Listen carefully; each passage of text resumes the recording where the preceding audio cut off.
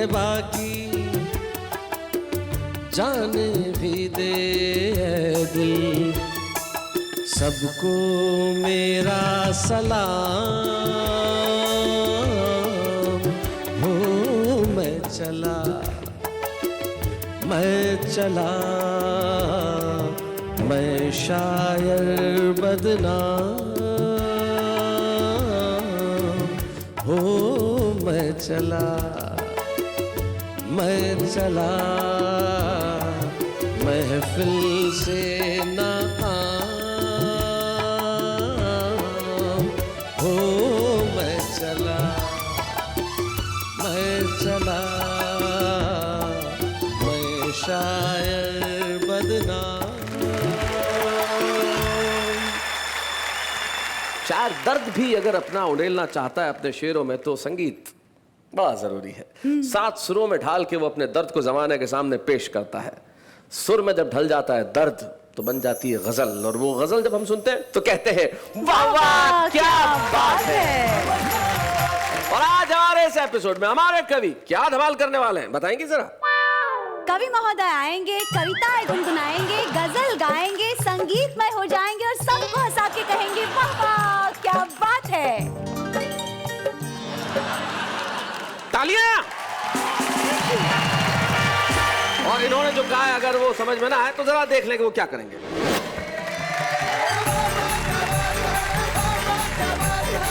एक संगीत सम्मेलन चल रहा था तो आदरणीय भाई ने पूछा कि ये जो महिला संगीत प्रस्तुत कर रही हैं गाते गाते अपने नेत्र बंद क्यों कर लेती हैं। हमने कहा कि इनसे श्रोताओं का दुख देखा नहीं जाता। मेरे सेल फोन में बैलेंस भेजो कहती है मुझको, अच्छा नहीं भेजूं तो वो मुझको परेशान हाल करती है। मुझे उल्लू बनाती है मेरी माशूक रोजाना, मेरा बैलेंस लेके दूसरे को कॉल करती है। बैठे बिठाए समस्या हुई खड़ी, पत्नी के ऊपर पड़ोसी की दीवार गिर पड़ी। अच्छा पहले तो हंसी आई, इसलिए आई कि कोई दीवार ऐसी है वो पत्नी को भी शिकार बना सकती है। कि मांगा था दहेज जितना भी मंगवाया है सब उतना ही, फ्रिज टीवी और टेप रिकॉर्डर बनवाया है देकर ऑर्डर, और बाप की है दुकान तुम्हारे स्वागत में, आदरणीय श्रीमान तुम्हारे स्वागत में। अर्ज किया है कि मेरी गली में एक पड़ोसन नागन इच्छाधारी है। उसकी सपेरे और नेवले से अच्छी खासी यारी है। ओहो चाहे गजल के शेर कहो तुम, चाहे हजल के शेर कहो, इसमें भी झक मारी है और उसमें भी झक मारी है।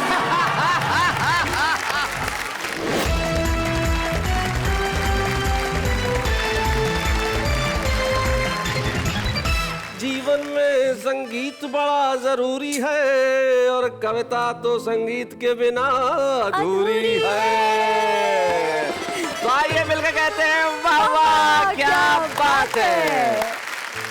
वाह वाह क्या बात है हमारे उन साथियों के लिए जो हमारे समक्ष बैठे हैं यहाँ पे उपस्थित हैं। सबसे पहले टिपिकल जगत्यालवी जी मुझे इस तरह से घूर रहे हैं जैसे मैं घर में न पहुंच पाया हुआ 12वां सिलेंडर हूँ। लेकिन टिपिकल जी अपना परिचय 2 पंक्तियों में गा के ही देना पड़ेगा भाई, संगीत वाला मामला। आग नफरत की मोहब्बत से बुझा देता है, जख्म आ जाए तो मरहम भी लगा देता है। क्या बात है। एक ऐसा भी टिपिकल है जहां में यारो, क्या बात है, रोने वालों को एकदम से हंसा देता है। क्या बात है भाई, बहुत अच्छे भाई, बहुत खूब। टिपिकल साहब क्या बात। अब टिपिकल साहब के साहब हमारे ये जो दोनों बैठे हुए हैं जोड़ी, वाह वाह वाह वाह भाई, ये जो दोनों को वितरण किया है बालों का, लेकिन कहीं कोटा ज्यादा दे दिया और जहां जरूरत थी वहां नहीं दिया, ये बड़ा गड़बड़ मामला है। लेकिन जिनको बहुत जरूरत है, जो शर्मा रहे हैं, उनका नाम भी शर्मा है, अशोक शर्मा, जो दिल्ली से हमारे बीच में आते हैं। और जो उनके पास जो बैठे हुए हैं ये फारूक सरल हैं, जो लखीमपुर खीरी उत्तर प्रदेश में एक कस्बा है, वहां से आते हैं और मुस्कुराने की कोशिश कर रहे हैं।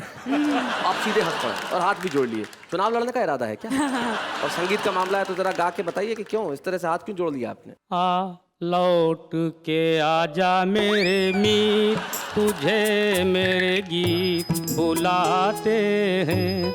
मेरा सूना पड़ा रे संगीत, तुझे मेरे गीत बुलाते हैं। आ लौट के आजा मेरे मीत। आप ऐसे बोल रहे थे जैसे किसी के घर के जाके कह रहे, आ दे दो रोटी मुझको, तुझे मेरे। भाई बहुत बढ़िया, बहुत अच्छे। तो फारूक सरल, अशोक शर्मा और टिपिकल जगत्याल जी, आप तीनों यहाँ बैठे हैं, तो आप डिसाइड कीजिए आप तीनों में से सबसे पहले कविता पढ़ने कौन आएगा, बताइए। अच्छा अशोक जी, आप क्यों नहीं आना चाहते, अब ये बताइए। मैं देखना चाहता हूँ पहला चावल कितना पकता है। उसके बाद अपनी दाल गलेगी कि नहीं गलेगी। अपनी दाल गला लेंगे। क्या बात है भाई अशोक शर्मा जी, आप भारत की राजधानी से आए, पता चलता है आप उस शहर से आए हैं जहाँ पे संसद है, बड़े चालाक हैं आप। आइए हम बुलाते हैं टिपिकल जगत्याली को, जोरदार तालियों के साथ।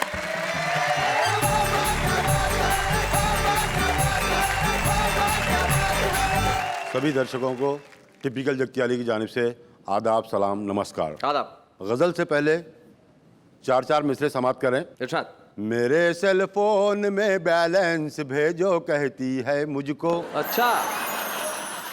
नहीं भेजूं तो वो मुझको परेशान हाल करती है। मुझे उल्लू बनाती है मेरी माशूक रोजाना। मेरा बैलेंस लेके दूसरे को कॉल करती है। एक 4 मिसरे और समाप्त कर लें। जी इरशाद। मेरी सब जेब खाली करके कहती हो मुझे गुड बाय। Good bye. मेरी सब जेब खाली करके कहती हो मुझे गुड बाय। मेरे संग आज ही आना, यूं ही फिर कल नहीं कहना। ज़बां से आपके अच्छा नहीं लगता है ये जुमला। टिपिकल हूँ तुम्हारा मैं, मुझे अंकल नहीं कहना। 4 मिसरे और समाप्त करें। इरशाद। सख्त मुश्किल में पड़ गया यारो, सख्त मुश्किल में पड़ गया यारो, साथ रहता है छोकरा उसका। सख्त मुश्किल में पड़ गया यारो, साथ रहता है छोकरा उसका। वो बनी मेरी तीसरी बीवी, मैं भी शौहर हूँ दूसरा उसका।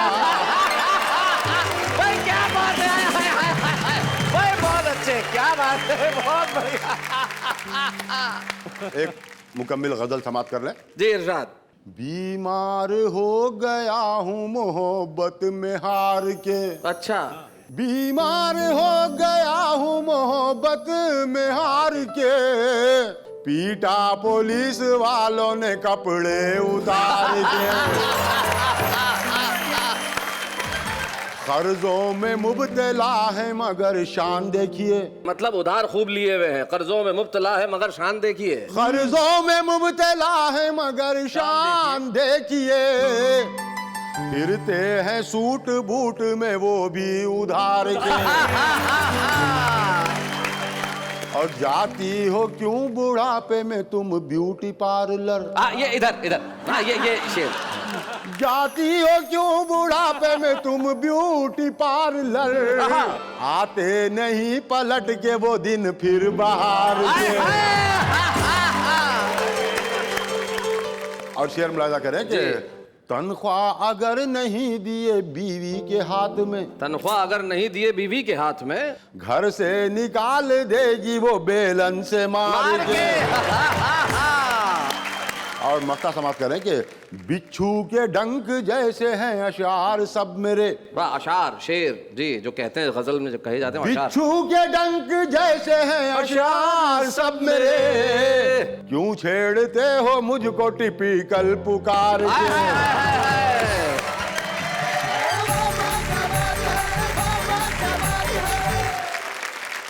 भाई अशोक शर्मा जी आपने बहुत अच्छा किया कि टिपिकल जी को सबसे पहले हमने खड़ा कर दिया। आपको मालूम था कि भाई महफिल की शुरुआत बड़ी जोरदार होनी चाहिए और आगाज इन्होंने इतना कमाल का कर दिया है कि भाई अब आगे आप भी इंतजार कर रहे होंगे कि क्या होने वाला है। तो क्या होने वाला है बताइए। और आगे धमाल होने वाला है। ठीक था, क्या बोलते हो? It was very peppy and more, you know, it was very warm feel. Ashok Sharma ji आइए।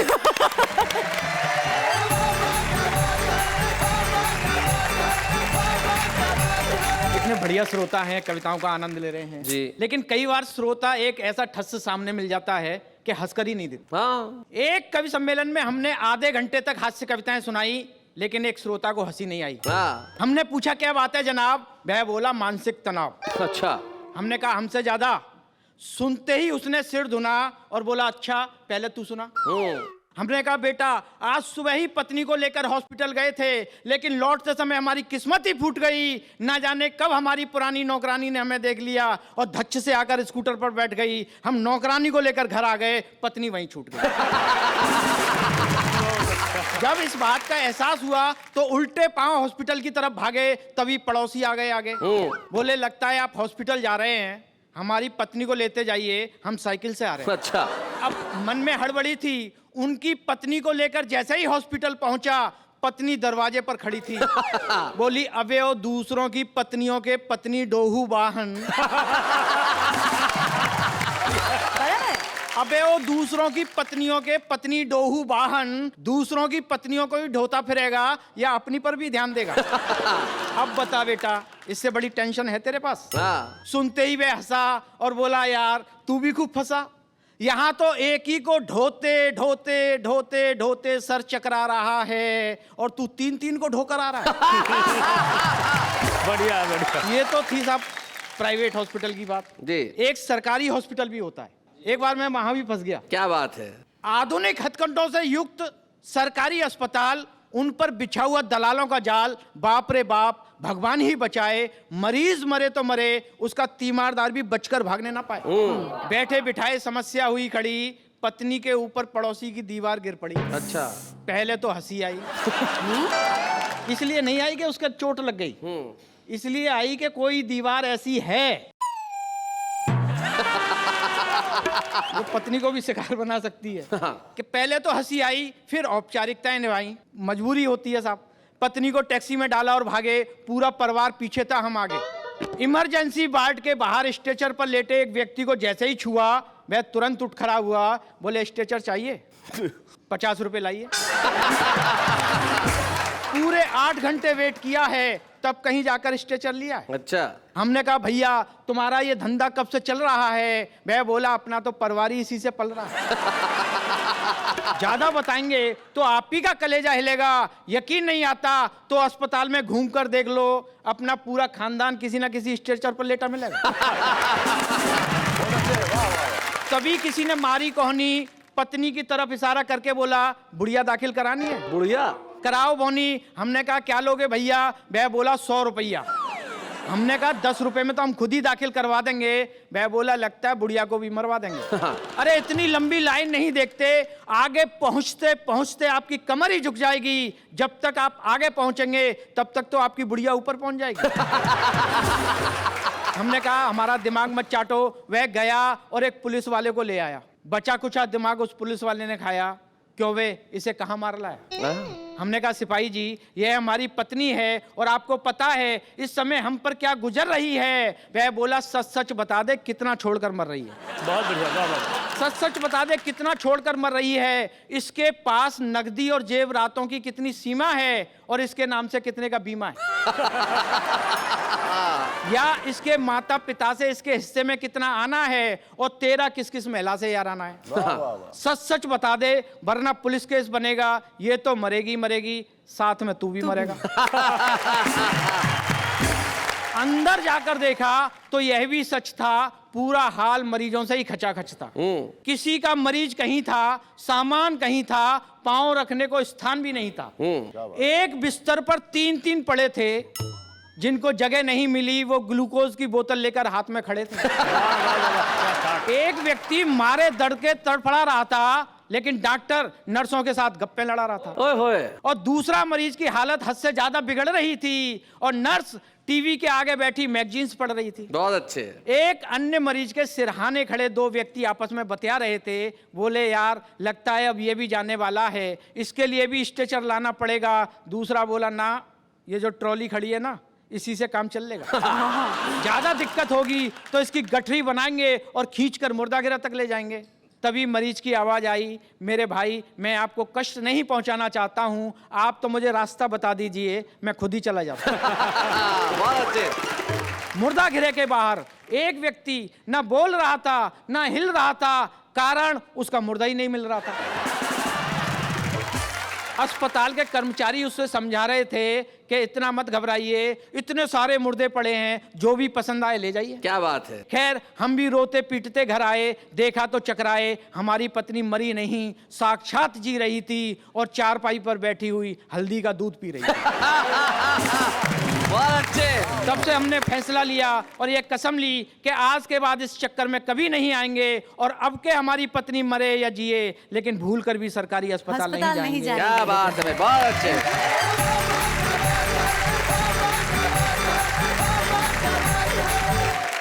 अस्पतालों में कई बार ऐसे किस्से हो जाते हैं, जैसे एक साहब थे ऑपरेशन से बड़ा डरते थे और उनका ऑपरेशन होने वाला था। ऑपरेशन थिएटर के बाहर उनकी बीवी बैठी हुई थी, बोले आप जाओ चिंता मत करो। अब अंदर से दौड़ते, अरे नहीं कराऊंगा, मैं नहीं कराऊंगा। अरे मतलब क्या हुआ क्या? नर्स अंदर बोल रही थी कि डरिए मत, पहले ऑपरेशन में कुछ नहीं होता, डरने की कोई जरूरत नहीं है, आराम से हो जाएगा, चिंता मत कीजिए, सब भगवान ठीक करेगा। तो बीवी बोली ठीक ही तो कह रही थी, इसमें डरने की क्या बात है? बोले मुझसे नहीं, डॉक्टर से कह रही थी। अब अगर हाल ऐसा हो तो क्या किया जाए फारूक साहब?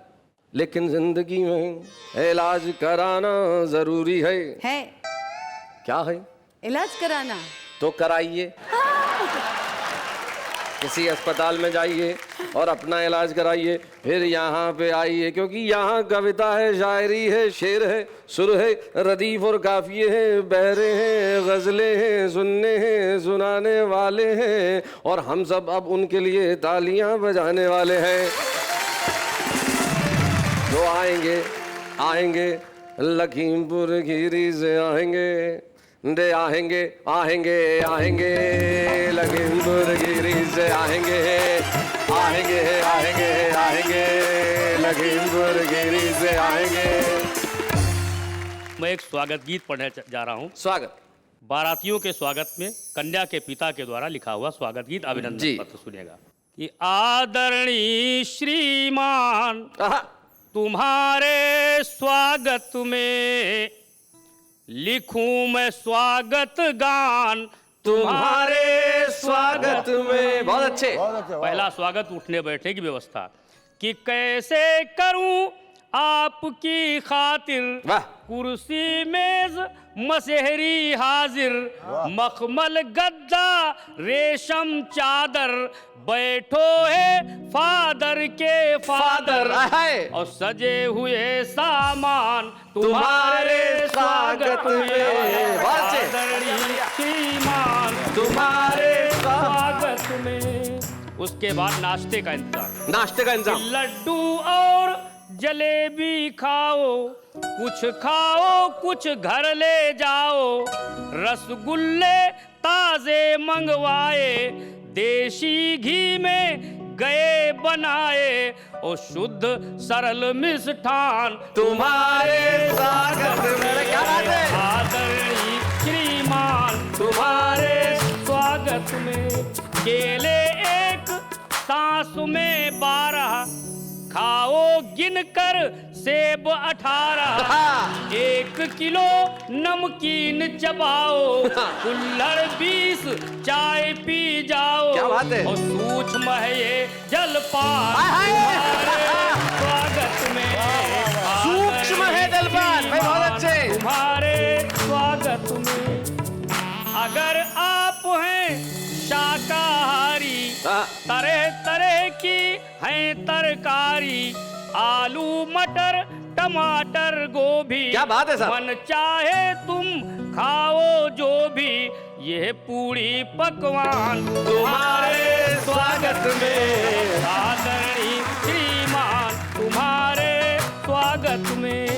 अगर आप शाकाहारी तो डोगा सिस्टम चलता है जी, कि अपने हाथ परोसो काढ़ो, अंडे मुर्ग मुसल्लम झाड़ो, तरह तरह के हैं ये व्यंजन, बाकर ख्वानी और मुतंजन, बिरयानी और नान तुम्हारे स्वागत में। आदरणीय श्रीमान तुम्हारे स्वागत में। समधी जी का अंतिम स्वागत। जी, जी, क्या बात इसके है। बिना सारे स्वागत बेकार माने जाते हैं। उसकी भी पूरी व्यवस्था कि मांगा था दहेज जितना भी मंगवाया है सब उतना ही, फ्रिज टीवी और टेप रिकॉर्डर बनवाया है देकर ऑर्डर, और बाप की है दुकान तुम्हारे स्वागत में आदरणीय श्रीमान तुम्हारे स्वागत में।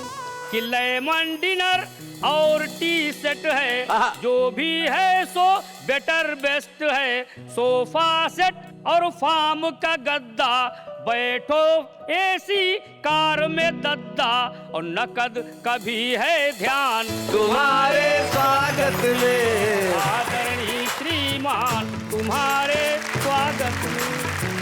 ये रकम 20 लाख है पूरी, लो समधी जी भरो तिजोरी, यदि चाहो कुछ और मंगा दूं घर भी आपके नाम लिखा दूं। क्या बात है? पूरे कर लो अरमान अब हाजिर है जान, ले लो मेरे प्राण हम तो चले शमशान तुम्हारे स्वागत में।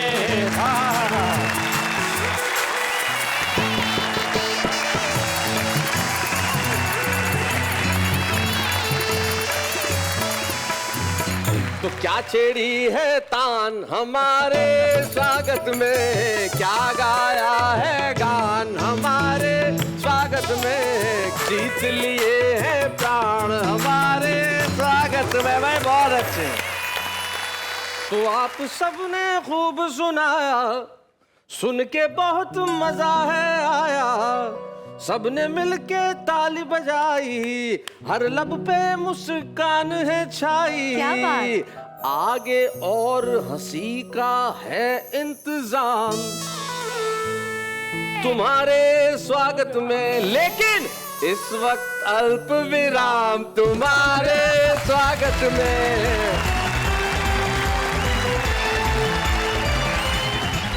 स्वागत है फिर से आपका उसी कार्यक्रम में जिसका नाम है क्या बात है संगीत। संगीत की बात कर रहे हैं। आप लोगों ने कमाल किया, आपने सुर छेड़े तान छेड़े। अगर अच्छा संगीत का रूप बदल दिया जाए तो अर्थ भी बदल जाते हैं। जैसे कितना खूबसूरत गाना है हमारी हिंदी फिल्मों में, तुम आ गए हो नूर आ गया है, नहीं तुम चरागों से लो जा रही थी। क्या बढ़िया गाया। अब हमारे एक मित्र हैं, उनका बिजनेस था ट्रेन में गाने का। अब उन्होंने गाया ट्रेन में कि तुम आ गए हो और नूर आ गया है, नहीं तो चरागों से लो जा रही थी। तुम आ गए हो और नूर आ गया है, तो दूर के मुसाफिर हमको भी साथ ले ले रे। ट्रेन में चल रहा है, हमको भी साथ ले ले, हम रह गए अकेले। ओ दूर गए मुसाफिर, आगे कि सुनी है दिल की राहें और खामोश है निगाहें, और नाकाम हसरतों का उठने लगा जनाजा, चारों तरफ लगे बर्बादियों के मेले रे, हमको भी साथ ले ले। उतर गया, ट्रेन से उतर गया, निकल लिया। कुछ लोग होते हैं जो जीवन का संगीत इस खूबसूरती से निभाते चलते हैं कि जहां भी जाते हैं सुर ही सुर होते हैं। हिंदी हास्य व्यंग के मंचों पे हमारे कुछ ऐसे सारथी रहे, कुछ ऐसे कवि रहे जो व्यंग और हास्य के स्तंभ रहे, चाहे वो शैल चतुर्वेदी जी हो या माणिक वर्मा जी हो। उस पीढ़ी के एक ऐसे कवि हमारे साथ हैं जिन्होंने हास्य को एक नई दिशा दी। अपने खराब स्वास्थ्य के बावजूद मेरे व्यक्तिगत निमंत्रण पे वो आज यहाँ तक आए और हमारे विशेष मेहमान बन के आज यहाँ कविता सुनाएंगे। क्या बात? श्री सुरेश उपाध्याय।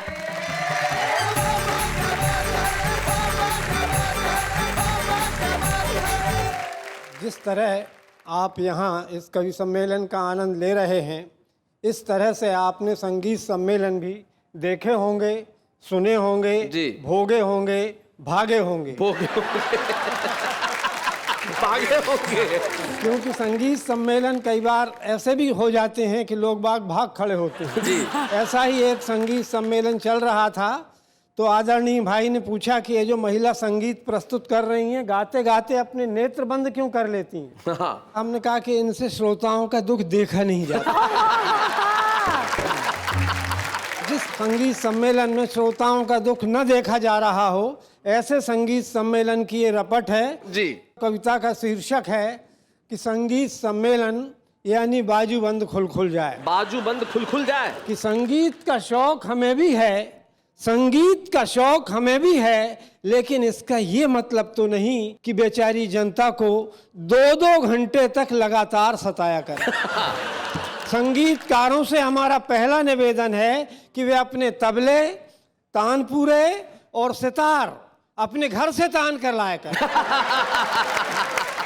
एक तो घंटा 1.5 घंटा वैसे ही लेट आते हैं, हाँ। ऊपर से मंच पर आसन जमाते ही हथौड़ा लेकर बैठ जाते हैं। बेरहमों को, गरीब सुनने वालों पर जरा भी रहम नहीं आता। कमबख्त एक ही लाइन को रात रात भर गाते हैं। कोई आदमी शादी करता है, एक बीवी अपने घर लाता है और फिर उसे अपने साथ जिंदगी भर रखता है। ये बात समझ में आती है, हम इसकी तारीफ कर सकते हैं, लेकिन गीत की लाइन कोई बीवी तो है नहीं यार। लेकिन गीत की लाइन कोई बीवी तो है नहीं यार, जो एक बार पकड़ी तो छोड़ी नहीं। लाइन तो लाइन है, आप दूसरी लाइन पर भी आलाप मार सकते हैं, लेकिन एक ही लाइन तो मत पकड़े रहो मेरे प्रभु। आपकी सरकस से हमारी महफिल के अनेक श्रोता घर से धार सकते हैं। सही बात है। खैर, इस बात को जाने दो, अपने को गहराई में जाने की क्या जरूरत है। हाँ। अरे बजाने के लिए आए हो तो बजाओ। हाँ। मगर हे तबलची महाराज, तुम्हें बीच बीच में गद्दी से उचक कर सिर हिलाने की क्या जरूरत है? क्या सिर हिलाए बिना काम नहीं चल सकता? जो अपने सिर से घड़ी के पेंडुलम का काम ले रहे हो। हाँ, बहुत अच्छे। तुम्हारे सिर से अगर किसी बच्चे के झूले की रस्सी बांध दी जाए, तुम्हारे सिर से अगर किसी बच्चे के झूले की रस्सी बांध दी जाए, तो भगवान कसम शरारती से शरारती मुन्ने को 2 मिनट में नींद आ जाए। गद्दी से चिपक कर बैठ तो गए हो ऐसे जैसे जिंदगी भर अब तुम्हें कहीं जाना ही नहीं। हाँ। लेकिन अपने तानपुरे की कसम खाकर बताओ, क्या तुम्हारे पास कोई 10-12 लाइनों वाला गाना नहीं है? हम जानते हैं कि तबले और तानपुरे को तान चुकने के बाद आप बंधे हुए बाजूबंद को खोलेंगे। हाँ हाँ हाँ। और गाएंगे बाजूबंद खुल खुल जाए। बाजूबंद खुल खुल जाए। सारी रात बीत जाएगी और आकाश में गुलाल छिड़कता हुआ दिन निकलेगा, मगर तुम्हारा ये बाजूबंद नहीं खुलेगा। कतई नहीं खुलेगा। अगर खुल जाए तो तुम्हारा बाजूबंद वहीं पे खत्म हो जाए। हाँ। इसलिए तुम इस बाजूबंद को हमेशा बांधे रहो। पुराने लोगों ने पुरानी फिल्म देखी होगी, बैजू बावरा, किस तरह से वो अपना संगीत प्रस्तुत करता था। बादल राग गाता था, वर्षा होने लगती थी। दीपक राग गाता था, दिए जल जाते थे। वो ही बैजू बावरा पता नहीं कैसे इसी टाइप के गाने गा गा कर मृगों को बुला लेता था, मृगों को। लेकिन 21वीं सदी है साहब, ये नया जमाना है साहब, और मत खींचो और मत अलाप भरो। तुम्हारे गले की नसें खींची जा रही हैं तांत की तरह, और खींचोगे तो फोकट में जान चली जाएगी। वो मृग बदमाश कभी नहीं आएगा, मिर्गी आ जाएगी। फिर क्या करोगे? कुछ समाज सेवक तुम्हारी तरफ दौड़ेंगे और तुम्हें अपना जूता सुंघाएंगे। समाज सेवक। माइक पर अनाउंस कर दिया जाएगा, द प्रोग्राम इज ओवर, और ओवर सुनते ही कमबख्त तुम्हें फिर होश आ जाएगा और तुम फिर गाने लगोगे बाजूबंद खुल खुल जाए। ये हास्य होता है जो सब टीवी का भी और हमारे इस कार्यक्रम का भी उद्देश्य है। एक भी शब्द ऐसा नहीं जो आप परिवार के साथ बैठ के न देख सकें। अश्लीलता से परे हास्य क्या होता है, ये उदाहरण हम देते हैं सुरेश उपाध्याय की कविता के रूप में। So very true. ये मेरा व्यक्तिगत तौर पे और वाह वाह क्या बात है का कर्तव्य है कि हम उस पीढ़ी के सुरेश उपाध्याय को सम्मानित करें जिन्होंने हिंदी कविता को मंचों पर न सिर्फ लोकप्रिय किया बल्कि लोगों में उसे एक स्थान दिलाया, उसे सम्मान दिलाया। आज हम सम्मान करते हैं हिंदी हास्य व्यंग के एक बहुत श्रेष्ठ कवि सुरेश उपाध्याय जी का। बच्चे हैं या बूढ़े हैं, नर है या नारी है, हंसी देने वालों के सब ही आभारी है, कविता सुनाने वाले अब सबके साथ है। क्या बात है। तो हमें बड़ी खुशी है कि आज इस मंच पे वाह वाह क्या बात है में हमने सुरेश उपाध्याय जी को सम्मानित किया। और आप जानते हैं कि जब हम किसी कवि को यहाँ सम्मानित करते हैं उनके परिवार का कोई सदस्य उपस्थित रहता है और सुरेश जी के साथ आशा भाभी यहाँ उपस्थित है। तो मैं श्रीमती आशा उपाध्याय से अनुरोध करूंगा कि वो मंच तक आए। आशा भाभी स्वागत है आपका। धन्यवाद। कितने वर्ष हो गए विवाह को? 41वां साल चल रहा है। 41वां 41। ओ वाह। तो 41 वर्षों का आपका सुरेश उपाध्याय जी का साथ, अगर एक पंक्ति में आपको कहना है तो क्या कहेंगी? मैं कहूँगी 95% तो इतनी खुशियाँ हैं कि शायद मैं बता ही नहीं सकती, उनको किताबों में ही लिख पाऊंगी। और 5% तकलीफ रही क्योंकि कवि सम्मेलनों के माध्यम से ये पूरे देश में महीने में 25 दिन बाहर रहते थे जी, तो इंतजार में और बच्चों को पालने में मेरा समय निकल गया। कभी 25 दिन पति घर से बाहर रहे तो कभी कोई इनसिक्योरिटी नहीं होती थी कि आसपास कोई महिला? ना, शादी के तुरंत बाद ही इन्होंने मुझे घुमाना जो शुरू किया तो मेरा हनीमून अभी 62 साल में भी चल रहा है। देखिए खड़ी हूँ आपके सामने। क्या बात है भाई, वाह वाह वाह वाह। पूरे देश का देशाटन करवाया और खुशियों का तो मैं अभिव्यक्ति नहीं है मेरे पास शब्दों में। आशा भाभी आप खुद बहुत अच्छा लिखती हैं, बहुत अच्छा गाती हैं। हाँ मैं लिखती तो हूँ। आपको कुछ 2 पंक्तियां कहनी हो तो आप क्या कहेंगी? तो ये छोटी सी एक गजल है। एक ऐसे नशे ने छुआ है, मन गुलाबी गुलाबी हुआ है। क्या बात है। देखिएगा सरिस हवा का, गुलमोहर तक शराबी हुआ है। क्या बात है। मन गुलाबी गुलाबी हुआ है। एक पूरा का पूरा समंदर एक कश्ती में डूबा हुआ है। क्या बात है, वाह वाह वाह वाह। 7 रंगों रंगी चुनरी पर प्यार का रंग हावी। क्या बात है, बहुत अच्छे। 40 वर्ष बाद भी एक भारतीय स्त्री अपने पति के लिए ये कहे कि जीवन के 62वें वर्ष में भी हनीमून चल रहा है, तो इससे बेहतर क्या हो सकता है? यही बेहतर सुख और इस बेहतर सुखद क्षणों की हम कामना करते हैं। लेकिन सोचिएगा कि अभी हम कहीं जा नहीं रहे, हम बस यूं गए यूं आए और कर रहे हैं ऐसा कमाल का धमाल कि आप भी दांतों तले उंगली दबा लेंगे। लेकिन अभी हम उसका नहीं बताएंगे नाम। इस वक्त एक अल्प विराम।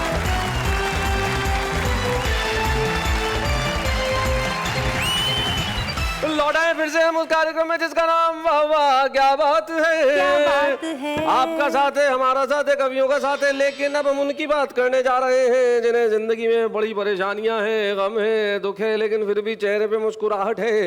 यानी भारत का वो आम आदमी जो जहां भी रहे, कहीं भी रहे, जैसे भी रहे, कैसे भी रहे, लेकिन कविता जरूर सुनाता है। पूछिए कैसे? कैसे? ऐसे। वो इश्क तो करती है पर जुनून नहीं करती, वो कत्ल तो करती है पर खून नहीं करती। इतनी कंजूस है मेरी चाहने वाली, वो मिस कॉल तो करती है पर फोन नहीं करती। इश्क करने वालों का यही अंजाम होता है, इश्क करने वालों का यही अंजाम होता है। कभी नज़ला, कभी खांसी तो कभी जुकाम होता है। India is a nation and Dadar is a station. India is a nation and Dadar is a station. Don't fall in love, first complete your education. सल्टा डाला मुझको कमबख्त ने बातों बातों में, महज खिलाई इतनी मिठाई कि चिपक के रह गई दांतों में।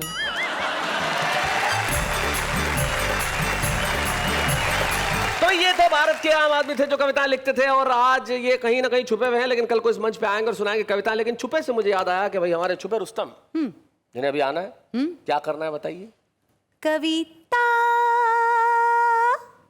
वाह बहुत अच्छे। तो भाई हमारे छुपे रुस्तम जो आज के, वो सही में छुपे रुस्तम। एक महाराष्ट्र का एक कस्बा धुलिया, वहां वो रहते हैं। उनकी कविताओं का आप पे ऐसा असर होगा कि आप हंसी के सागर में गोते लगाएंगे और आप कहेंगे भाई ये तो कमाल के हैं। हमारे बीच में आ रहे हैं हमारे छुपे रुस्तम धुलिया के इब्राहिम सागर।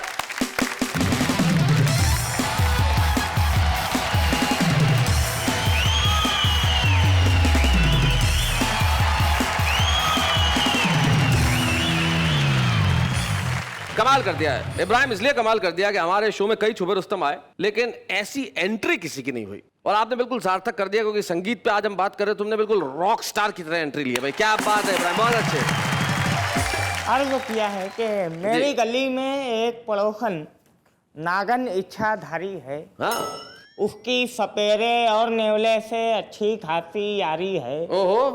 चाहे गजल के शेर कहो तुम, चाहे हजल के शेर कहो, इसमें भी झक मारी है और उसमें भी झक मारी है। अर्ज किया है कि माना के दोस्तों मैं बहुत ही अपंग हूँ, माना के दोस्तों मैं बहुत ही अपंग हूँ, सलमान खान जैसा मैं लेकिन दबंग हूँ। अर्ज किया है कि मैं भूखा प्यासा आया हूँ तेरे मकान पर, मक्खन लगा के दे दे मेरी जान नान पर। दस्तक दिए बगैर ही दाखिल न हो गया, दस्तक दिए बगैर ही, दस्तक दिए बगैर ही दाखिल न हो गया, खुश आमदीद लिखा हुआ था मकान पर। क्या बात है। राजी करूंगा उनको मैं शादी के वास्ते, राजी करूंगा, राजी करूंगा उनको मैं शादी के वास्ते, फेंकूंगा ऐसा जाल तेरे अब्बा जान पर। माना के हाथ पाँव में सागर नहीं है दम, माना के हाथ पाँव में सागर नहीं है दम, हो जाऊंगा निसार मैं हिंदुस्तान का। क्या बात है वाह वाह वाह। पहले भाई आपने वो शेर सुना होगा कि जब भी आता है मेरा नाम तेरे नाम के हाथ, जाने क्यों लोग मेरे नाम से जल जाते हैं। बिल्कुल शेर सुना है। मैंने इस शेर से इस्तेफादा किया है और 4 लाइनें कही हैं। चाय पीने के लिए जब भी वो आ जाते हैं, मुझको बैठा हुआ होटल पे ही पा जाते हैं। अच्छा। और जब भी आता है मेरा पान तेरे पान के साथ, जाने क्यों लोग मेरे पान को खा जाते हैं। जनाब मुनव्वर राना ने कहा था कि बस इतनी बात पे उसने हमें बलवाई लिखा है। मैंने इसमें हजल का पहलू तलाश किया है और शेर को यूं किया है, बस इतनी बात पे उसने मुझे हलवाई लिखा है। अच्छा। कि मेरे घर के एक बर्तन पे बालूशाही लिखा है। इसी कारण पुलिस वाले भी करते हैं मेरी इज्जत। अच्छा। इसी कारण पुलिस वाले भी करते हैं मेरी इज्जत। मेरे टी शर्ट के लेबल पे दादा भाई लिखा है। पहले भाई समाज फरमाए। जी जी इरशाद। क्या किसी ने मुझसे ये पूछा कयामत किसको कहते हैं? किसी ने मुझसे ये पूछा कयामत किसको कहते हैं, तो मैंने एक कागज पर तेरी अंगड़ाई लिखा है। इसी के वास्ते निकला हूँ घर से खुदकुशी करने। नेहा जी देखिए शेर। हाँ जी। के इसी के वास्ते निकला हूँ घर से खुदकुशी करने, के उस लड़की ने आपके खत में सागर भाई लिखा है। वो 4 मिसरे सुना दो माना की कटरीना से। अर्ज किया है कि मेरे लबों पे इसलिए मुस्कान नहीं है, कतरीना कैफ से मेरी पहचान नहीं है। वैसे तो मेरी शादी करिश्मा से ना होगी, वैसे तो मेरी शादी करिश्मा से ना होगी, वो साली भी बन जाए तो नुकसान नहीं है। इब्राहिम सागर, आज आप जरूर धुलिया में रहते हैं, लेकिन आज के बाद आप धुलिया में नहीं रहेंगे, क्योंकि आप दुनिया भर में पहुंच गए हैं। आज तक आप छुपे रुस्तम हैं, लेकिन आज छुपे रुस्तम का स्मृति चिन्ह जब हम आपको देंगे, हाथों में थमाएंगे, और इसे लेके जब आप धुलिया में जाएंगे तो कल को आप 10 स्टार हो जाएंगे। अच्छे हैं या बूढ़े हैं, नर है या नारी है, हंसी देने वालों के सब ही आभारी है, कविता सुनाने वाले अब सबके साथ है। क्या बात है। जिंदगी का संगीत वही है जो हमारे चेहरों पे होता है, यानी कि हंसी। हंसते रहिए और हंसते हंसते हमेशा कहते रहिए वाह वाह क्या बात है, क्योंकि संगीत बिना जीवन नहीं और कविता बिना तो कुछ भी नहीं। सारे के सारे गामा को लेकर गाते चले, सारे के सारे गामा को लेकर गाते चले। पापा नहीं है धानी सी दीदी, दीदी के साथ है सारे, सारे के सारे गामा को लेकर गाते चले।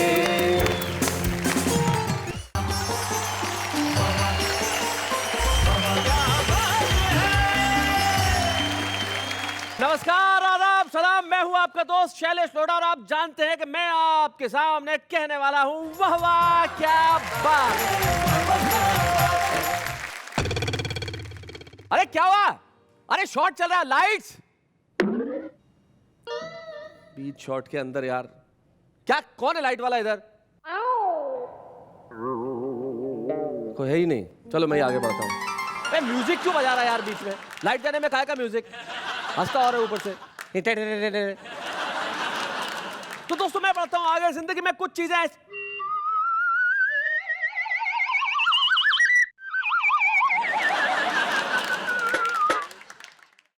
अरे साउंड। Yes sir. क्या यस सर? क्या क्लास में खड़ा है क्या यस सर? हाँ सर। शॉट चल रहा है, आवाज गई है, साउंड किधर है? चेक कर। चेक 1 2। अरे क्या मेरी छाती में जाकर चेक करेगा क्या? सर साउंड ओके है सर, आप ठीक से बोल नहीं रहे, इसके लिए आवाज। चल मैं ठीक से नहीं बोल रहा हूँ। एनीवेज माफ कीजिए दोस्तों, जिंदगी में कई बार सिचुएशंस ऐसी होती है कि आदमी न चाहे वो काम करने पड़ते हैं। अब देखिए ना, अचानक से लाइट का प्रॉब्लम हो जाना, अचानक से साउंड का प्रॉब्लम हो जाना, लेकिन इन सारी प्रॉब्लम्स के साथ भी हम बढ़ते हैं आगे। और मैं आपसे यही कहना चाहता हूं दोस्तों कि जिंदगी में कैसी भी सिचुएशन आए, आदमी को अपना कूल, आदमी को अपना काम कभी नहीं खोना चाहिए, आदमी को गुस्सा नहीं करना चाहिए। आदमी क्या है भाई ये? बस। अरे बास तो मुझे भी दिख रहा है, यहाँ क्यों रखा है? डायरेक्टर साहब ने बोला है रखने के लिए। अरे तो डायरेक्टर साहब ने जहां रखने के लिए बोला है वहां बोलना, ये कोई नेहा है क्या मेरे पास रखेगा यहाँ पे?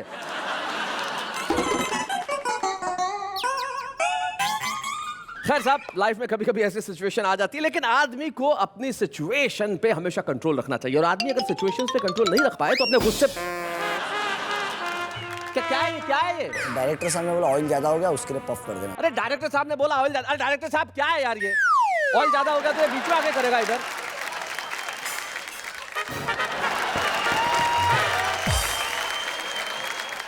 Light, sound, makeup, setting all okay ना? अभी कोई प्रॉब्लम तो नहीं है? नहीं है ना? ऑल राइट, सारे सिचुएशंस कंट्रोल में है, इसलिए चलिए आओ।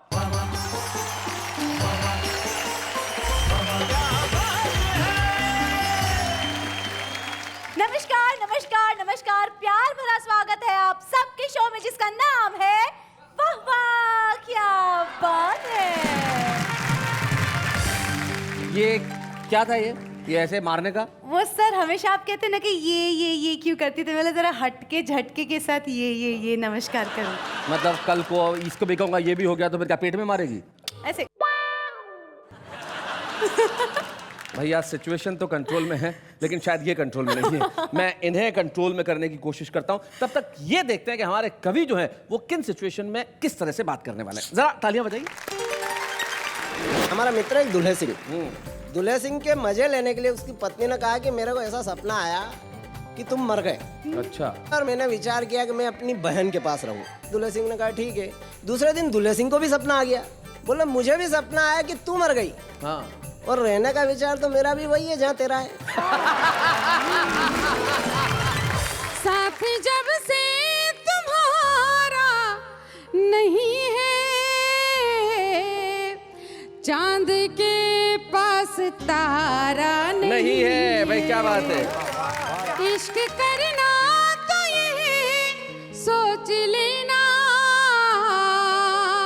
इस नदी का किनारा नहीं है। क्या बात है भाई, बहुत अच्छे।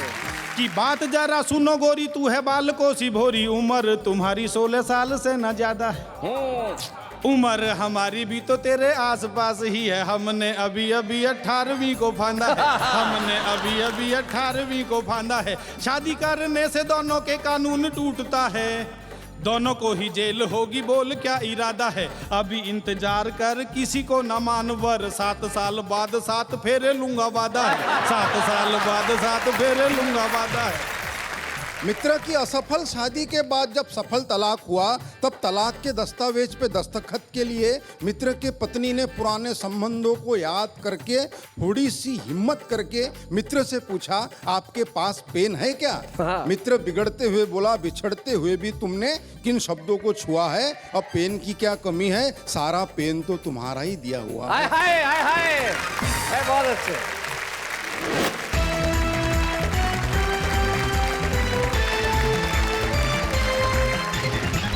स्वागत है उस कार्यक्रम में आपका जहां पे सिर्फ एक ही सिचुएशन होती है हंसी की, खुशी की, और हम कहते हैं वाह वाह क्या बात है। हंसना जीवन में बड़ा लाभदायक होता है, स्वास्थ्यकारी होता है। हंसना बहुत अच्छा काम है, ये हमें हमारे कवि बताते हैं। कौन कौन बताते हैं? सबसे पहले मंच के इस कोने पे जिनका नाम राकेश शर्मा है, बदनावर मध्य प्रदेश से हमारे बीच में आते हैं। जोरदार ताली। देखो साहब, आदमी हंसता वही है जिसके पास अना हो, यानी कि स्वाभिमान हो। और अना हमारे सामने, अना कहती है कि वो तो कभी भी हंस पड़ती है। ऐसे नॉर्मली भी ऐसा कभी भी हंस लेती हो अना तुम? आप जैसा खूबसूरत इंसान अगर दिख जाए तो क्यों नहीं हंसूंगी भी। वाह वाह वाह, मतलब आपका भी कहना क्या। इनका नाम अना दहलवी है। उसके बाद प्रवीण शुक्ल है, ये बेचारे 20 सालों से शादीशुदा है। ये दिल्ली के प्रवीण शुक्ल हैं, ये अना दहलवी है, ये राकेश शर्मा है। तीनों हमारे साथ हैं, और जब तीनों हमारे साथ हैं तो भाई आप तालियां बजाइए और आप घरों में बैठ के कहिए वाह वाह क्या बात है। तो भाई आज बात चल रही है सिचुएशन की। जीवन में कई सिचुएशन ऐसी आती है जो आपके कंट्रोल में नहीं रहती, जैसे शादी करनी ही पड़ती है, और शादी के बाद जितनी भी सिचुएशंस होती है वो बीवी के कंट्रोल में होती है। लेकिन कुछ लोग होते हैं जो हर सिचुएशन से कोई ना कोई रास्ता निकाल लेते हैं। राकेश शर्मा भी ऐसे हैं जो हर सिचुएशन में से रास्ता निकाल लेते हैं। अब जिंदगी में लेटेस्ट किस सिचुएशन उन्होंने किस तरह से रास्ता निकाला, ये राकेश ही बता सकते हैं। तो राकेश, उसके लिए आपको क्या करना पड़ेगा? कविता सुनाना पड़ेगी। तो फिर किसका पीले चावल दूं? जरा ताली बजाओ।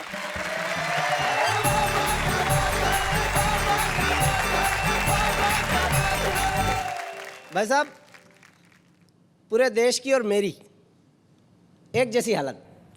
मैं कुछ कविता में बयान करता हूँ जी। उधार मांग कर खाने का टेस्ट सर्वश्रेष्ठ। सही बात है। क्या रूस, क्या अमेरिका, उधार मांगने का बेहतर तरीका तो बस मुझ में है। अच्छा। मेरी सूझबूझ में है। मैं भारत भर में निवास करता हूँ, नॉन स्टॉप उधार मांगने का प्रयास करता हूँ। शनिवार शनि महाराज मांगने आते हैं, 1 आध रुपया खाते में लिखकर चले जाते हैं। सोचा था कल दिवाली मनाऊंगा, कपड़ों की प्रेस करवाऊंगा। सुबह सुबह जल्दी जाग गया, कपड़े लेकर धोबी की दुकान पर गया तो धोबी दुकान छोड़कर ही भाग गया। बहुत अच्छे। इस संडे तो भाई साहब गजब हो गया। अच्छा। आधी कटिंग बनाने के बाद नहीं रुक गया, बोला बाबूजी पिछला हिसाब चुकता करो। दाढ़ी कटिंग के तो जेब से भुगता करो।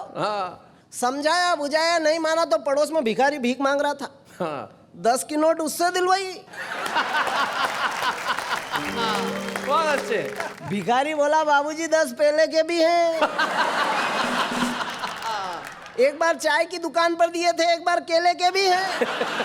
हमने कहा भिखारी का भिखारी रहेगा, 5-5 रुपट्टी का हिसाब रखता है, अपने वाले स्टाफ को नहीं परखता। उधारी में दर्जी से नेकर सिलवाई। अच्छा। तो गुस्से गुस्से में पट्टे ने पार्टीशन की सिलाई नहीं लगाई। भाई बहुत अच्छे, बहुत बढ़िया राकेश। क्या बदला निकाल सकता था? अहिंसक तरीका है बदले का। अच्छा भाई साहब, उधारी में क्या हुआ कि एक टूरिंग कंपनी ने कहीं अंडमान निकोबार का टूर निकाला। मैंने कहा पत्नी से कि तेरे को शादी की 10वीं सालगिरह पर अंडमान निकोबार ले जाऊंगा। बोले बहुत अच्छे। फिर 25वीं सालगिरह पर मैंने कहा वापस लेने आऊंगा। लेकिन उधार देखो, एक बड़ी, मैं तुम्हें मार्के की बात बताता हूँ। प्रवीण शुक्ल जानते होंगे, वो इस कला में पारंगत है। उधार मांगने वाला एक बार मांगता है, लेकिन देने वाला बार बार मांगता है। वापस दे दे रहे। तो ये जो मांगना है, ये बहुत बड़ी कला है। वो आ गई। उधार का टेस्ट सर्वश्रेष्ठ। अच्छा भाई साहब, अपने यहाँ एक तो सपने किस तरह से आते हैं जी। आदमी कब सपने देख लेता है। हमारा मित्र एक दुल्हे सिंह, दुल्हे सिंह के मजे लेने के लिए उसकी पत्नी ने कहा कि मेरे को ऐसा सपना आया कि तुम मर गए। अच्छा। तुम मर गए और मैंने विचार किया कि मैं अपनी बहन के पास रहूं। दुल्हे सिंह ने कहा ठीक है। दूसरे दिन दुल्हे सिंह को भी सपना आ गया। बोले मुझे भी सपना आया कि तू मर गई। और रहने का विचार तो मेरा भी वही है जहाँ तेरा है। बहुत बढ़िया। अरे तुम्हें ये पता नहीं, नेहा को सपना आया पिछले दिनों। अच्छा। कि एक राजकुमार इसको घोड़े पे बिठा के ले जा रहा है। तो इसने पूछा, राजकुमार तुम मुझे कहाँ ले जा रहे हो? बोले मुझे क्या मालूम, सपना तो तू देख रही है। तो जीवन में आदमी जो सपना देखता है उसी को महसूस करना होता है। बढ़िया, बहुत बढ़िया। तो भाई साहब, मेरे सपने में जंगल। ओहो।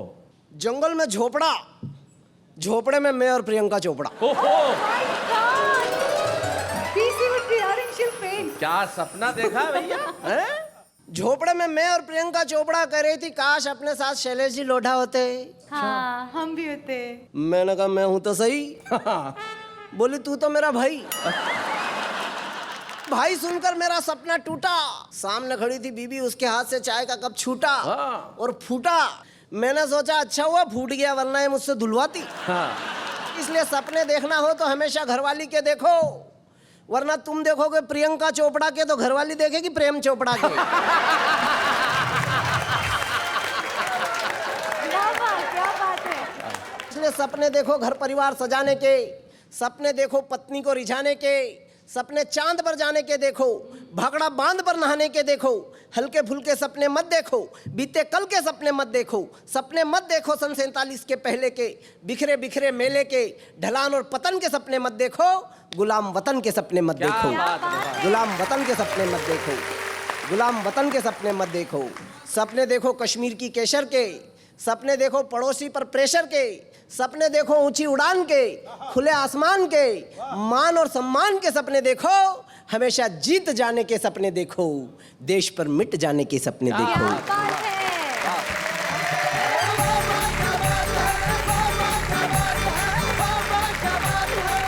क्या बात है राकेश, तुमने दोनों कविताएं बड़ी शानदार सुनाई। अब मैं दोनों कविताओं का मिश्रण करूं तो एक कमाल की चीज पैदा होती है। हाँ, सपना देखो और सपना देखो, उसमें देखो प्यार, सपने में देखो सुखी संसार, सपने में देखो अच्छा विचार, सपने में देखो पड़ोसी देश पे प्रहार, और सपने में अगर प्रियंका चोपड़ा मिल जाए तो उससे भी मांगो उधार।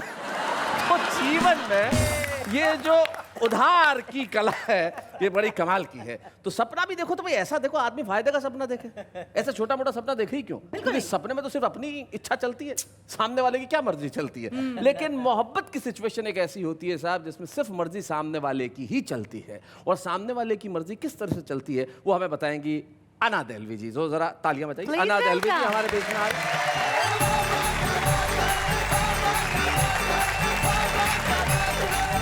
मैं दो पंक्तियां पढ़ना चाहती हूँ आप दोनों के लिए भी, और वाह वाह क्या बात है जी। बहुत दिन से तुम्हें देखा नहीं था, ये आंखों के लिए अच्छा नहीं था, ये आंखों के लिए अच्छा नहीं था। अब मैं अगर आप सबकी इजाजत हो तो 4 पंक्तियां पढ़ना चाहती हूँ जी। नजर नजर से मिलाते हैं ये मुंबई वाले, ओहो क्या बात है, घर अपना दिल में बनाते हैं ये मुंबई वाले। कोई बताए कि इस ख्वाब की ताबीर है क्या, कि मेरे ख्वाब में आते हैं ये मुंबई वाले। क्या बात है, बहुत अच्छे। भाई ख्वाब में तो उसके भी मुंबई से ही आया था, पर मुंबई वाली थी। मैं एक गजल सुनाती हूँ जी इरशाद। आँखों से आँखों को सुनाई जाती है, क्या बात है, आँखों से आँखों को, आँखों से आँखों को सुनाई जाती है, दुनिया से जो बात छुपाई जाती है। क्या बात है। शेर पढ़ती हूँ सुनिएगा। चांद से पूछो या पूछो मेरे दिल से। अब देखती हूँ कौन खामोश रहता है। चांद से पूछो या पूछो मेरे दिल से, तन्हा कैसे रात बिताई जाती है। बहुत शुक्रिया। और अब ये शेर भी सुनिएगा खास तौर पे शायरी के हवाले से जी। कागज की एक नाव बहा कर दरिया में, कागज की एक नाव बहा कर दरिया में, कागज की एक नाव बहा कर दरिया में, तूफानों से शर्त लगाई जाती है, तूफानों से शर्त लगाई जाती है। पेट की खातिर क्या क्या करना पड़ता है, पेट की खातिर क्या क्या करना पड़ता है। और इसमें एक मुहावरा इस्तेमाल करती हूँ सुनिए। पेट की खातिर क्या क्या करना पड़ता है, भैंस के आगे बीन बजाई जाती है। वाह वाह वाह वाह वाह, बहुत अच्छे। मैंने भैंस, कुछ और मत समझ लेना, मैं भैंस की बात कर रही हूँ। जी जी जी। मक्ता पढ़ती हूँ। मक्ता उसे कहते हैं जिसमें नाम आता है, आप तक पहुँचाती हूँ। इरशाद। इश्क करूंगी और अना में देखूंगी। इश्क करूंगी और अना में देखूंगी। इश्क करूंगी और अना में देखूंगी। आग से कैसे आग बुझाई जाती है। वाह वाह वाह अना भाई वाह, बहुत अच्छे। मेरे बारे में सभी जानते हैं कि मैं प्यार मोहब्बत की बात करती हूँ, तो कुछ कोशिश करती हूँ एक गीत सुनाने की। कभी कभी दिल हंसता है, कभी कभी दिल रोता है। कभी कभी दिल हंसता है, कभी कभी दिल रोता है। मुझसे पूछो मैं बतलाऊं, मुझसे पूछो मैं बतलाऊं, प्यार में क्या क्या होता है। कभी कभी दिल हंसता है, कभी कभी दिल रोता है। प्यार करो तो समझोगे तुम प्यार की बोली को। खेलोगे तो जानोगे इस आँख मिचोली को। धक धक धक धक जाने क्या क्या कहता रहता है। बहुत अच्छे। प्यार के गहरे पानी में दिल बहता रहता है। क्या बात है। सब कुछ पाने की चाहत में सब कुछ खोता है। कभी कभी दिल हंसता है, कभी कभी दिल रोता है। तन्हाई में जी लगता है, भीड़ से डरता है। तन्हाई में जी लगता है, भीड़ से डरता है। पल पल जीने की कोशिश में पल पल मरता है। खुद से बेगाना जग से अनजाना लगता है। प्यार में अच्छा खासा दिल दीवाना लगता है। अंगारों में अपने सूखे होंठ भिगोता है। कभी कभी दिल हंसता है, कभी कभी दिल रोता है। और आखिरी बंद पढ़ती हूँ अपनी बहनों को, नेहा को भी समर्पित करते हुए। सहमी सहमी डरी डरी घबराई घबराई, खुद से भी मैं रहती हूँ शर्माई शर्माई। घर के कामों में भी अक्सर गड़बड़ करती हूँ। तन्हाई में जाने क्या क्या बड़बड़ करती हूँ। मैं करवट लेती रहती हूँ, सारा मोहल्ला सता है। कभी कभी दिल हंसता है, कभी कभी दिल रोता है। मुझसे पूछो मैं बतलाऊं, मुझसे पूछो मैं बतलाऊं, प्यार में क्या क्या होता है।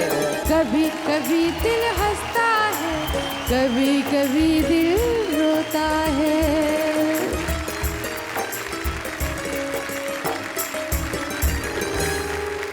क्या बात है। कभी कभी दिल हंसता है, कभी कभी दिल रोता है। अक्सर प्यार में होता है, पर जरूरी नहीं कि प्यार में ही ऐसा हो। कई इस टाइप के लोगों के साथ भी होता है। मेरे साथ हाउ स्वीट। कभी भी हंस पड़ो, कभी भी रो दो पता ही नहीं चलता।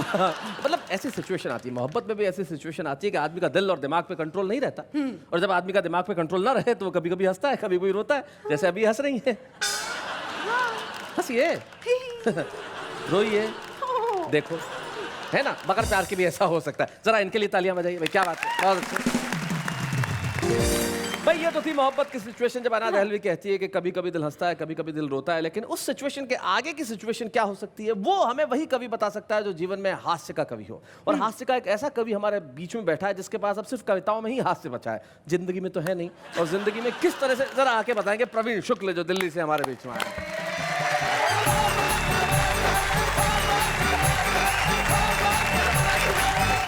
अभी अना जी ने बहुत प्यारा गीत सुनाया और बताया कि कभी कभी दिल हंसता है, कभी कभी दिल रोता है जी। लेकिन अना जी, कई बार इस प्यार मोहब्बत और सुंदरता का क्या प्रभाव होता है, एक छंद आपको समर्पित करता हूँ। सुनाइए। कि सर्दी की धूप कहूँ रूप का स्वरूप कहूँ कहूँ कामदेव को कमाल लगती हो तुम। तुम्हें देख होली की ठिठोली याद आई मुझे, भंग की तरंग में गुलाल लगती हो तुम। भंग की तरंग में गुलाल लगती हो तुम। प्रेम की परीक्षा में पदक जिन्होंने पाए, उनको भी जटिल सवाल लगती हो तुम। मेहंदी रचा के 60 साल का कुंवारा बोला मेरे सपनों की ससुराल लगती हो तुम। प्रवीण जी को 4 पंक्तियां समर्पित करना चाहती हूँ। जी स्वागत। समर्पित क्या, इनको श्रद्धांजलि अर्पित करना चाहती हूँ। 4 पंक्तियां पढ़ती हूँ। गजब ये है वो निगाहों से वार करते हैं, वो मेरा दामने जा तार तार करते हैं। मैं क्या बताऊँ अना है दिलो जिगर जख्मी, वो एक तीर से कितने शिकार करते हैं। खन्ना जी आपने कह दिया है तो मैंने भी खड़े खड़े 4 पंक्तियां आपके लिए कही हैं। जी कहिए। कि जिस दिन मैं किसी आप जैसी से प्यार कर लूंगा, सबके सामने प्यार का इजहार कर लूंगा, उसी दिन जानता हूं पक्का है अपना घर दिल्ली छोड़कर हरिद्वार कर लूंगा।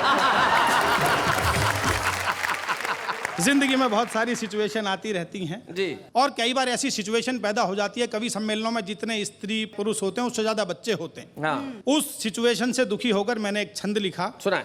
कि सम्मेलन हो रहा था, एक बच्चा रो रहा था, कविता सुनाना मुझे हार्ड लगने लगा। दूसरा छड़ी लिए यहाँ से वहाँ घूमता था, होम गार्ड का मुझे वो गार्ड लगने लगा। तीसरा दूजे को जांच रहा, चौथा नाच रहा, 5वां लेटा था लैंडलॉर्ड लगने लगा। श्रोताओं में ज्यादातर बच्चे देखकर मुझे सभागार मैटरनिटी वार्ड लगने लगा। सभागार मैटरनिटी वार्ड लगने लगा। ये भी स्थिति हो जाती। कई बार राजनीति में ऐसी सिचुएशन हम देखते हैं कि एक व्यक्ति आज इस पार्टी में था, कल दूसरी पार्टी में, परसों तीसरी पार्टी में। हाँ जी। इस सिचुएशन पर एक छंद और सुनिएगा जी। स्वागत है।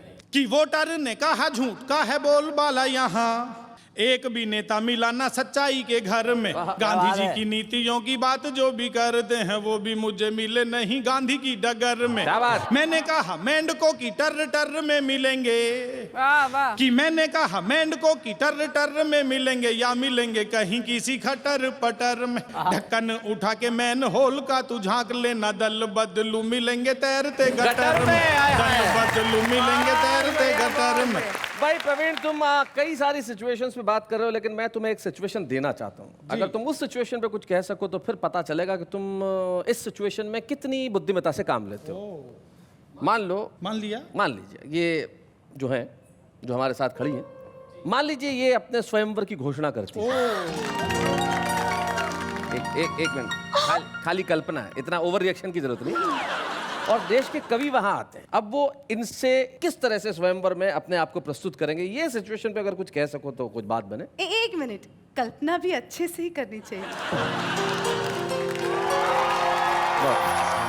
अब तो कवि क्या पूरा देश कुछ ना कुछ कहने की मुद्रा में आ गया। जी शुरू कीजिए। अरे एक मिनट, शुरू करने के पहले मैं बताऊंगा कौन कौन से कवि आएंगे और बताएंगे। मान लीजिए ये नेहा है, और मान लीजिए काका हाथरसी आते हैं जो ऐसे कविता पढ़ते थे। 2.5 मन से कम नहीं तोल सके तो धोल, और किसी किसी के भाग्य में लिखी ढोत फुटबॉल, और लिखी ढोत फुटबॉल न करती घर का धंधा, 8 बज गए पर पलंग पर पड़ा पुलंदा। अब काका जी आएंगे तो कैसे कहेंगे कि तू तो मुझको भा गई भाई तेरी चाल, जब से देखा है तुझे मन में है भूचाल। अरे मन में है भूचाल, ठुमक कर डांस कर रहा, पर मन ही मन में मैं तुझसे रोमांस कर रहा। अगर मिले तू कोई तमन्ना रहे ना बाकी, इन सारे कवियों की भी तू होगी काकी। इन सारे काका जी के बाद हम बुलाते हैं ओम प्रकाश आदित्य जी। वो कैसे पढ़ते थे जरा देखते हैं। कि तू है छोटी मैं हूँ लंबा, मैं तो हूँ पूरा चंबा, कद्दू के मुकाबले में खीरे सी लगेगी तू। पूरा 5.5 फुट वृत्त मेरे पेट का है, सामने मृदंग के मंजीरे सी लगेगी तू। हिमगिरी जैसा दिव्य रूप पास में है मेरे, सामने सुमेरु के मतीरे सी लगेगी तू। तालमेल तेरा मेरा हो ही नहीं सकता है, ऊंट जी के मुंह में तो जीरे सी लगेगी, ऊंट जी के मुंह में तो जीरे सी लगेगी तू। चलिए ये हुए ओम प्रकाश आदित्य जी। अब हमारे एक बहुत बड़े कवि जो थे वो भजनों में बड़ा अच्छा करते थे, अल्लड़ बीकानेरी जी। वाह वाह, जी जी, श्रद्धालु आत्मा। कि आया हूँ कपड़ों पर मैं सेंट वह लगाए के, नया नया कोट और पेंट वा सजाए के हो राम। नेहा जब मुझको देखेगी तो मैं भी शर्माऊंगा, वो मुझसे शर्माएगी तो मैं उससे शर्माऊंगा, मुझको वो माधुरी लगी तो मैं हुसैन बन जाऊंगा, भजन कीर्तन के बदले फिर इलू इलू गाऊंगा, कर दूंगा सत्य वचन को, वारूंगा तन मन धन को, लाऊंगा नई दुल्हन को लंदन घुमाए के, हनीमून मनाए के हो राम। भाई बहुत अच्छे प्रवीण। अल्लड़ जी और आदित्य जी बहुत मैं उनके साथ रहा हूं तो मैं जानता हूं बिल्कुल अगर वो सुनाते तो ऐसे ही सुनाते। लेकिन हाँ, एक हमारे कवि और आए, हमारे वरिष्ठ कवि वाहवा में आके गए, गोविंद व्यास जी। अगर वो कहते इनके लिए स्वयंवर में तो कैसे कहते? 2 लाइनों में ही वो बात खत्म कर देते हैं। तो उन्होंने यूं कहा कि उम्र जब किसकी आई तब ही शादी हो गई, माला लेकर क्यों खड़ी अब उम्र आधी हो गई। भाई गोविंद जी का भी हो गया, अब कौन बचे हमारे एक और वरिष्ठ कवि? हाँ भाई, वो तो मोहब्बत पे बहुत बढ़िया कहते हैं, संतोषानंद जी। अगर वो कहेंगे तो कैसे कहेंगे? देखिए संतोषानंद जी क्या कहेंगे कि लड़की तू तो है बस मेरी तकदीर के लिए, ये हार बना है मुझ जैसे ही वीर के लिए, वो मेरा दिल है खाली,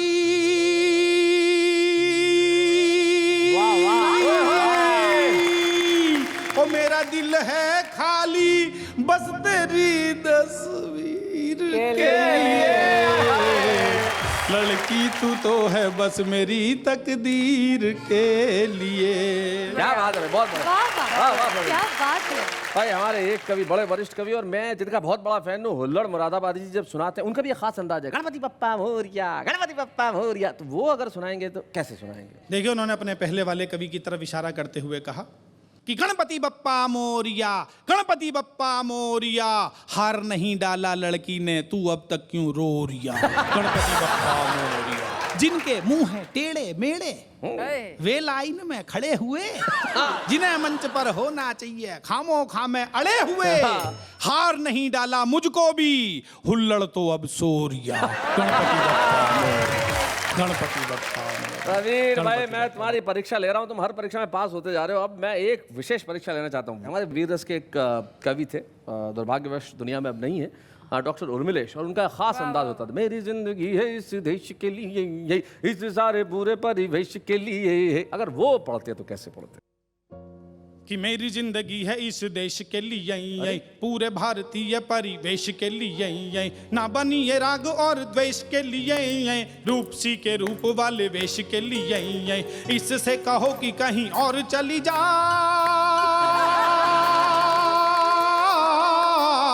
इससे कहो कि कहीं और चली जाए, मेरी और फूलों का ये हार ना बढ़ाए, वरना निकालूंगा मैं सुंदरी का दम, गाएगी गाएगी ये भी वंदे मातरम, गाना ही पड़ेगा इसे वंदे मातरम, गाना ही पड़ेगा इसे वंदे मातरम। भाई बहुत बढ़िया प्रवीण, लेकिन मुझे एक चीज बताओ। हाँ, प्रवीण शुक्ल खुद अगर कहेगा तो क्या कहेगा? नेहा जी मैं कहूंगा तो क्या कहूंगा? जी कहिए।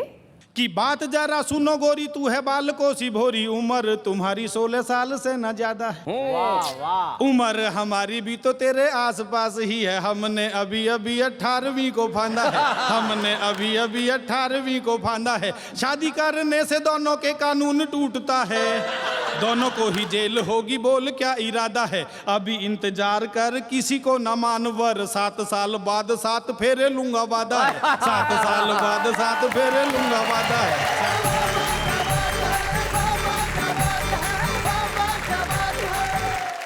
नहीं, देखो देखो मेरे स्वयंवर का असर देखो। ये आपके स्वयंवर का असर नहीं है, ये उनकी कला का प्रदर्शन का असर है। तो प्रवीण, तुम्हें मैं विशेष धन्यवाद देना चाहता हूं कि तुमने हमारे तमाम कवियों को यहाँ पे उपस्थित कर दिया। वाह वाह, क्या बात है कि मंच पे आइए मिलके हम करें हमारे वरिष्ठ कवियों को प्रणाम। लेकिन इस वक्त एक अल्प विराम।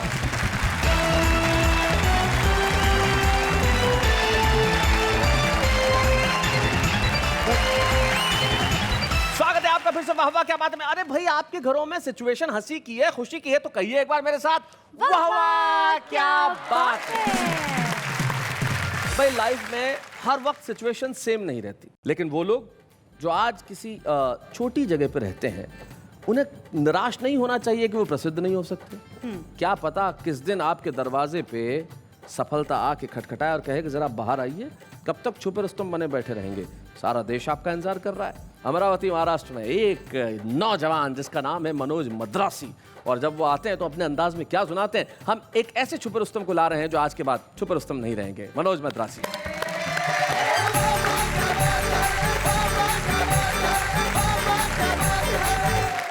आप सभी को प्रणाम करता हूँ। वड़क्कम। अना जी मुस्कुरा रही है, अभी मुझसे कह रही थी, बोले बहुत मायूस दिख रहे हो, बात क्या है। मैंने कहा मैडम बहुत दूर से यात्रा करके आया हूँ, अच्छा नहीं लग रहा। तो अना जी एकदम करीब आके बैठ गई, बोले अब कैसे लग रहा। मैंने कहा अना जी आप मेरे करीब आके बैठी तो मुझे ऐसे लगा जैसे कश्मीर खुद चल के केरल के पास आ गया। चार पंक्तियां पढ़ रहा हूँ कि 8-10 बैल मिलकर अंग्रेजी फिल्मों के पोस्टर खा रहे थे। 8-10 बैल मिलकर अंग्रेजी फिल्मों के पोस्टर खा रहे थे। यह दृश्य देखकर नन्हे नन्हे बछड़े ललचा रहे थे। थोड़ी देर पश्चात मुझे पता चली यह बात, तो मैंने एक बैल से पूछा क्यों रे, सारे के सारे पोस्टर खा लिए, बछड़ों को नहीं दिए। तो बैल गुस्से से बोला उस पर तो लिखा था केवल वयस्कों के लिए।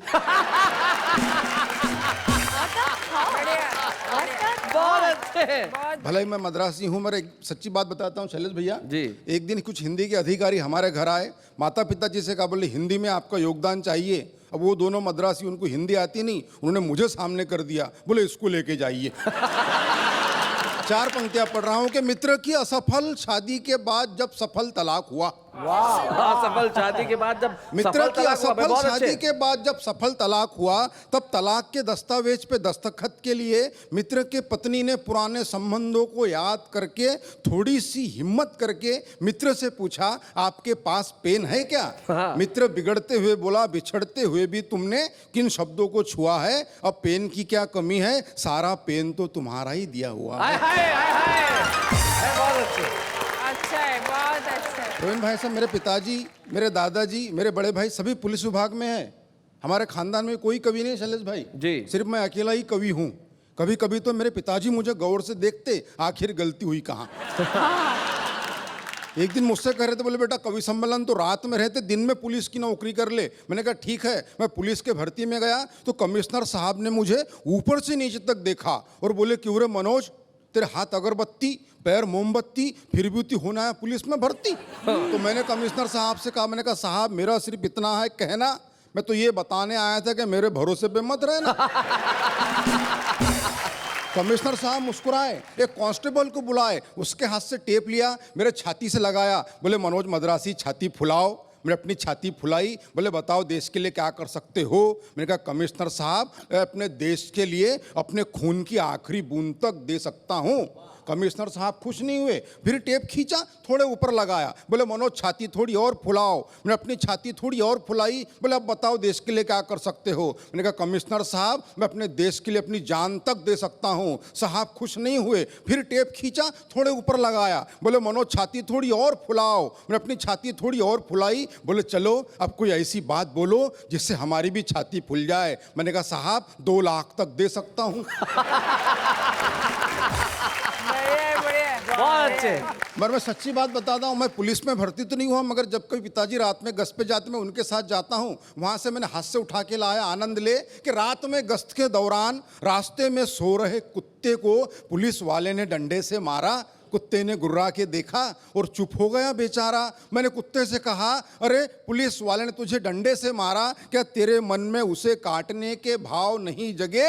कुत्ता बोला जगे, मगर पुलिस वाले के मुंह कौन लगे। जैसे ही पुलिस की जीप बड़ी आगे, 2 चोर आ रहे थे भागे भागे। पुलिस वालों ने चोरों को पकड़ा, अपना हाथ दिखाया तगड़ा। थोड़ी देर बाद दोनों चोर मुस्कुराते हुए जाने लगे तो मैंने चोरों से कहा बेवकूफो शर्म करो थोड़ा, चोरी करने के बावजूद पुलिस वालों ने तुमको छोड़ा। तो एक चोर बोला ऐसे ही थोड़ी छोड़ा, कुछ हमने छोड़ा तब कहीं जाके छोड़ा। बहुत अच्छा, बहुत बढ़िया, बहुत अच्छा। ये छोड़ा छोड़ी का दौर चलता रहेगा। मैं 2 पंक्तियां पढ़ता हूं कि विषय था अपने विचार कम शब्दों में किस तरह बोले, इस विषय पर एक विचारक स्वयं 2 घंटे तक बोले। मगर मैं ऐसा कुछ नहीं करूंगा। आप कल्पना कीजिए, पंडित जवाहरलाल नेहरू का जन्मदिन हम पूरे देश में बाल दिवस के रूप में मनाते हैं। वहां से मैंने कल्पना उठाने का प्रयास किया है कि बाल दिवस के दिन प्रकाश नाम का एक बालक अंधियारे में खड़े होकर सब्जी बेच रहा था। क्या बात है भाई, बहुत बढ़िया, बहुत अच्छे। बाल दिवस के दिन प्रकाश नाम का एक बालक अंधियारे में खड़े होकर सब्जी बेच रहा था। मैंने उस बालक से पूछा, पालक है क्या? उसने मुझे घूर के देखा और बोला, भाई साहब अगर पालक होते तो मैं सब्जी क्यों बेचता? क्या बात है, वाह वाह वाह।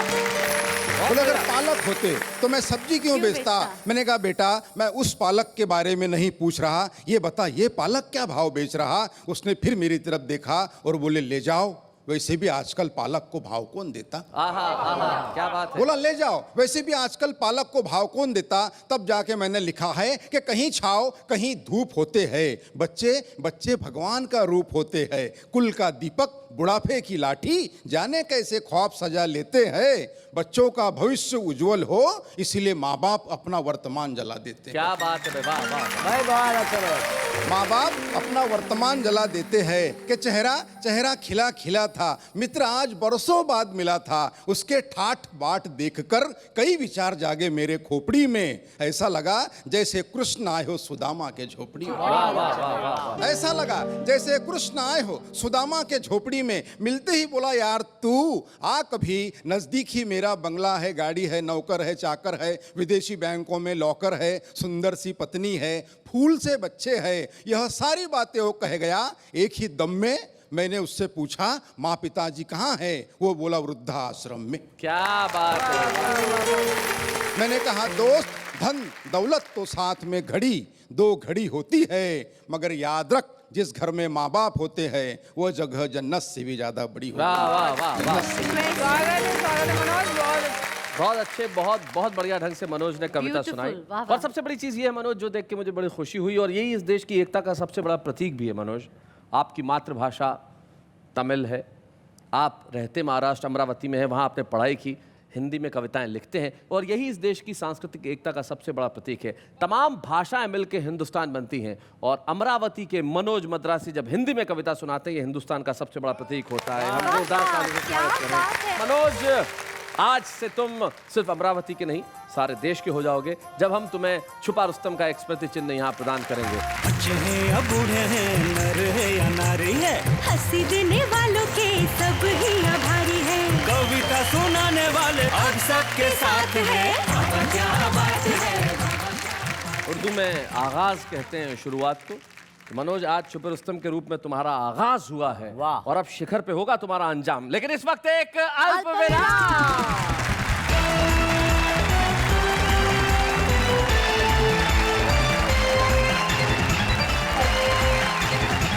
स्वागत है आपका उस शो में जिसका नाम है वाह वाह क्या बात है।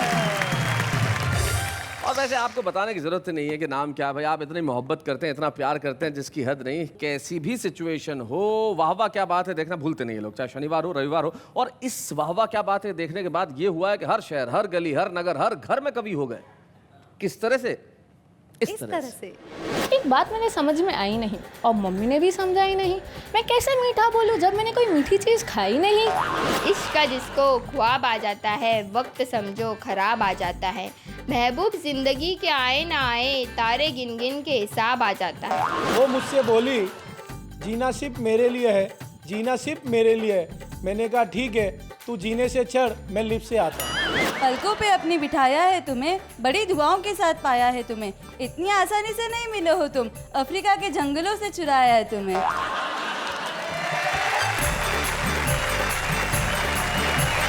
क्या बात है। ये हमारा आम आदमी जो देश के हर घर में इन दिनों कविताएं करने लगा है, और वाह वाह क्या बात है का प्रभाव है। और आपको क्या लगता है कि वाह वाह क्या बात है या हिंदी कविता, उर्दू शायरी सिर्फ उसी जगह पे प्रसिद्ध है जहाँ हिंदी और उर्दू बोली जाती है? ऐसा नहीं है। देश के सुदूर क्षेत्रों में भी जहाँ पे शायद हिंदी उर्दू की पहुँच थोड़ी सी कंपैरेटिवली कम है, वहाँ भी वाह वाह क्या बात है कि फैंस इस तादाद में हैं जिन्हें देख के मुझे भी आश्चर्य हुआ। पिछले दिनों मैं गुवाहाटी में था और गुवाहाटी के अंदर जब मैंने वाह वाह क्या बात है का फ़ैन क्लब देखा और फ़ैन क्लब के अध्यक्ष जब वहाँ मिलने आए तो मैं अचंभित हो गया और मुझे बड़ा अच्छा लगा कि भाई हमारी पहुँच वाह वाह क्या बात है कि घर घर में इस कदर हो गई है। और बड़ी खुशी की बात है कि वाह वाह क्या बात है फ़ैन क्लब के गुवाहाटी के अध्यक्ष राजकुमार रिंगानिया आज हमारे बीच में है और वो हमारे बीच यहाँ आना चाहते हैं। ज़रा जोरदार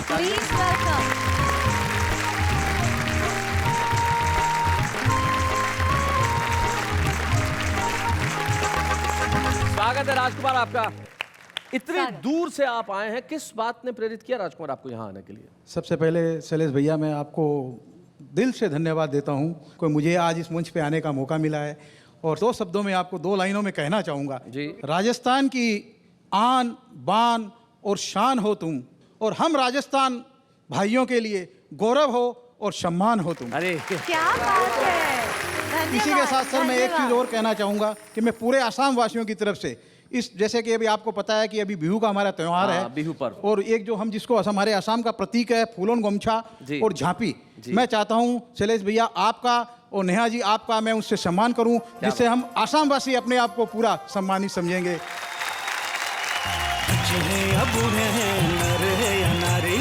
हंसी देने वालों के सब ही आभारी है, कविता सुनाने वाले सबको हंसाने वाले अब सबके साथ है। बाबा क्या बात है, बाबा क्या बात है, बाबा क्या बात है, बाबा क्या बात है, बाबा क्या बात है, बाबा क्या बात है, बाबा क्या बात है, बाबा क्या बात है। राजकुमार रिंगानिया जी ने आसाम की ओर से वाह वाह क्या बात है के मंच को सम्मानित किया और यकीन मानिए ये सम्मान जो है ये हिंदी कविता का, उर्दू शायरी का और हमारी संस्कृति का सम्मान है। बेशक। इस झांपी की और आपने जो सम्मान की पगड़ी हमें पहनाई है उसकी लाज रखते हुए वाह वाह क्या बात है का उद्देश्य क्या है, जो दुष्यंत कुमार अपने 2 शेरों में कहते हैं कि सिर्फ हंगामा खड़ा करना मेरा मकसद नहीं है, मेरी कोशिश है कि ये सूरत बदलनी चाहिए और मेरे सीने में ना सही तेरे सीने में सही हो कहीं भी आग लेकिन आग जलनी चाहिए। वाह वाह क्या बात है।